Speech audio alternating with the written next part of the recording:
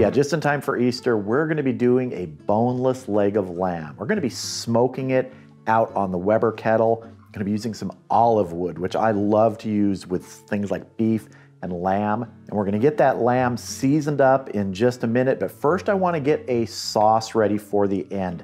It's always nice to have a little bit of something extra you can put with lamb. This is a little bit like a tzatziki, but not quite. So we're starting with about a cup of Greek yogurt here, just plain Greek yogurt. To this, I'm gonna add a teaspoon of minced garlic, about a tablespoon of lemon juice, and then I'm gonna slide this aside because the next thing we're gonna add is some fresh mint. Now, if you can't get fresh mint, dried mint is fine.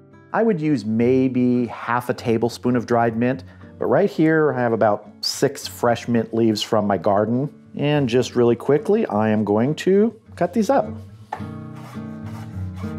And just give it a couple chops this way. And into our yogurt mixture. I'm gonna go ahead and mix this up. You wanna go slow at first because you gotta get that thick yogurt mixed with the very thin lemon juice. If you try and go super fast right away, it's just gonna splash everywhere.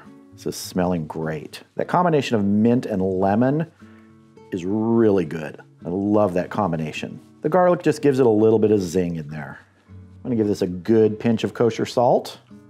Mix that in. Let's get a little taste here. Nice and bright. That mint, that lemon juice just really brings that brightness to this. Now, one thing you could do, if you want to get a little bit crazy, add a little hot sauce to this. But if you add sort of a red hot sauce, this is going to start to turn pink. So do it sparingly. I don't think you need a lot, but if you want a little more heat, a little more zing, and you're going to add something with that red color palette, this will start to look pink. Just be ready for that. All right, I'm going to cover this, put it in the refrigerator, and we're going to get our seasoning for our lamb ready.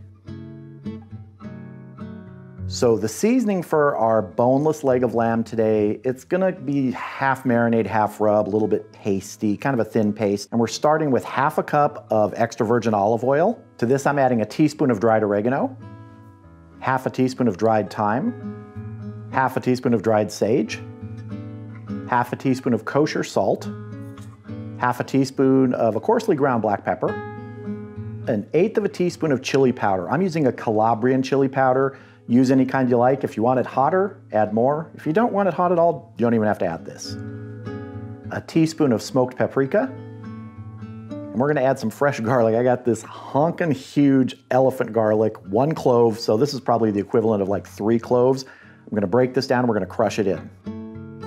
Need to get the ends off here. Break this into a few smaller pieces so it fits in my garlic press.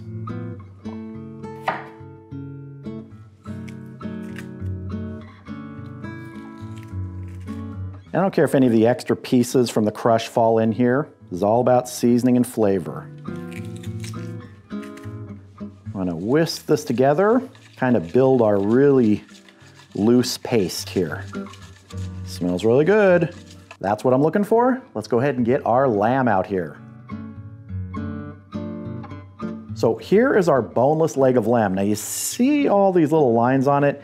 When they're deboned and packaged for sale, a lot of times they'll put them in sort of a mesh bag, just like a net to hold them together. But as you see, this is where the bone was. There's different ways you can do this.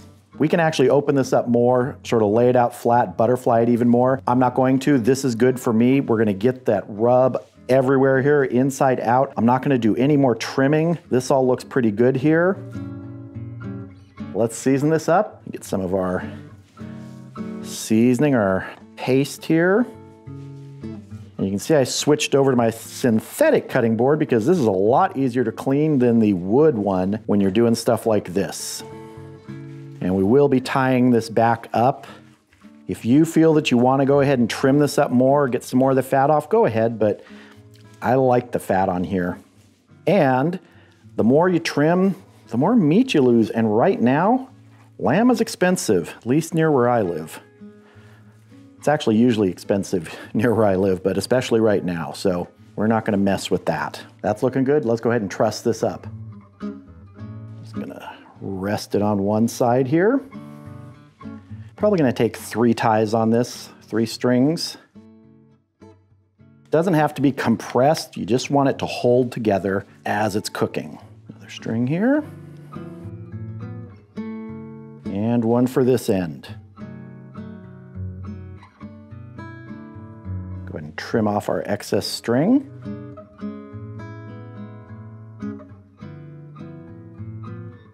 That's ready. Let's get it out to the grill.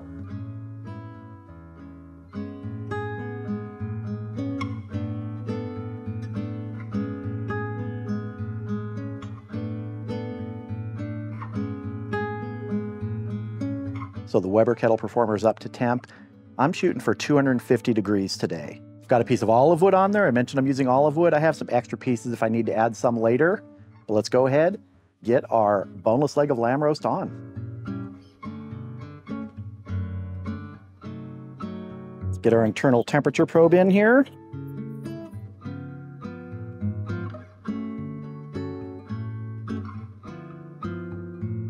Let's get our lid on and get smoking.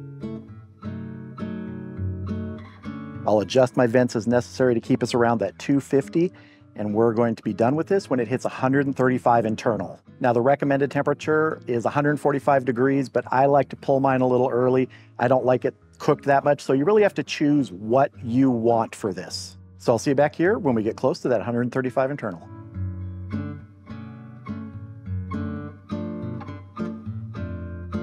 Well, obviously we're not out at the grill watching this finish. You just saw a little B-roll of the finished roast. Well, don't you hate it when you're filming a YouTube video and on the other side of your back wall, a car flips over 2 or 3 times, the occupants get out, run away, and are chased down by the police, decide to fight the police, and lose? Well, there's a lot of noise outside right now, and it just wasn't worth filming out there. I couldn't talk over anything, so I took a little bit of B-roll there, and this is the roast. It looks amazing. It has been resting for 15 minutes, and I don't know if I mentioned earlier out there that I was using the Mallory cast iron grate on the Weber Performer and the Mallory firewall. The firewall allows you to kind of adjust your direct and indirect zone, and so I created a indirect zone that was larger than the direct zone and lit one side, as you saw, kind of like a slow and sear. It does function like that. It worked well. Our cook time was 2 hours and 40 minutes for this until we hit that 135 degrees. And again, 135 is where I like to take it. You got to cook it to what you want. But now let's get these strings off of here and cut in.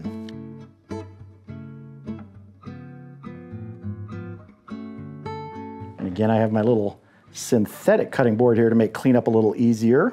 Let's go ahead and slice right down the middle so we can get a good taste. Let's see. Yep, that's what I was looking for. Nice, medium rare, pinkish. Oh, and juicy, look at that. So let me go ahead and get a slice here for tasting.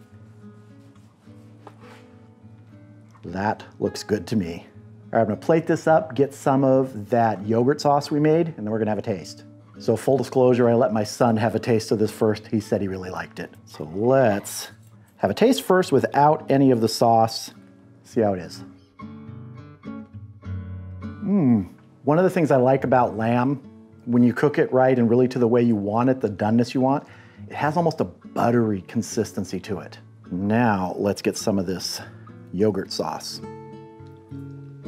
That pairs really well with it. Just that nice little bit of brightness. All in all, super happy with this, even with the extra drama outside.